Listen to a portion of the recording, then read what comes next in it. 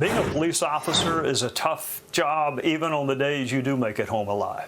The pay isn't good, the hours are long, people sometimes aren't happy to see you. There just aren't that many jobs where you need a bulletproof vest and a firearm to go to work. But the job has become even more difficult lately, in part because of political rhetoric. A couple of years ago, defund the police was all the rage. Some people and politicians on the left thought getting rid of the police would make you safer. It was lunacy then and now, but the media bought it, and that's what we heard, defund the police, except the voters didn't like it. Because voters know we will need police as long as there are people who break the law and have no regard for the life, property, or well-being of others. We have government because the human condition is flawed. We have a media, in theory at least, because the human condition is flawed. We have militaries and borders and doors and locks because the human condition is flawed.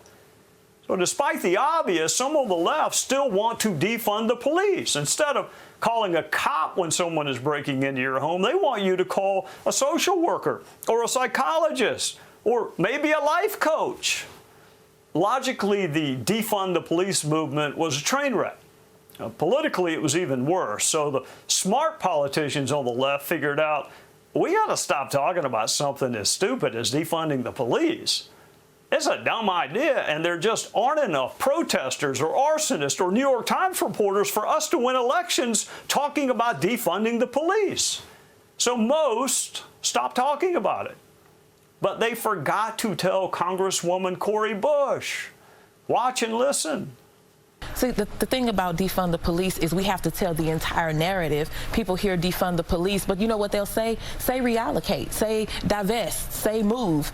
But it's still the same thing. We can't get caught up on the words. If you could do it again, would you still double down or use that slogan, defund the police? Absolutely. You would? Absolutely. I'm not sure where to start. She said we can't get caught up on the words. Well, what else would we get caught up on? I mean, what else would we focus on? Body language, hidden symbols?